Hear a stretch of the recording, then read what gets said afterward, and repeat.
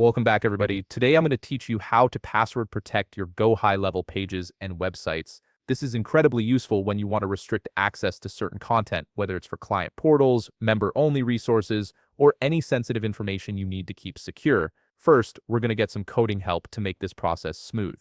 Open a browser window and type in chatgpt.com. Once you're on the site, we'll ask the AI for assistance by typing in this prompt.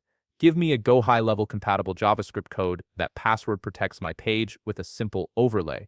ChatGPT will generate the code you need. Go ahead and copy that code because we'll be using it in just a moment. Now let's head over to GoHighLevel. Open the GoHighLevel login page and sign in to your account. Enter your email and password, then click the login button.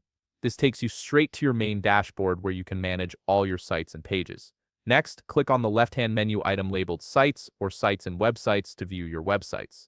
If there's a submenu, select the appropriate option to reach the list of websites you manage. This is where you'll find all the sites you might want to password protect.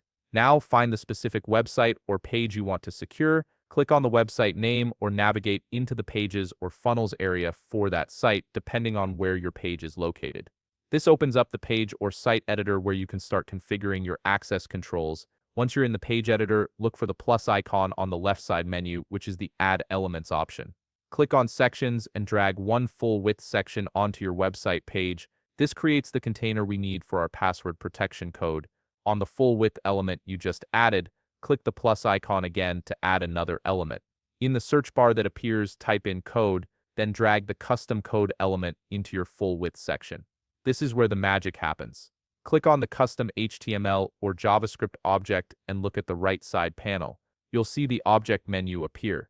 Click on Open Code Editor and a Code Editor pop-up screen will show up. Now paste the code that ChatGPT provided earlier. Before saving, make sure to edit the correct password variable declaration to your own custom password.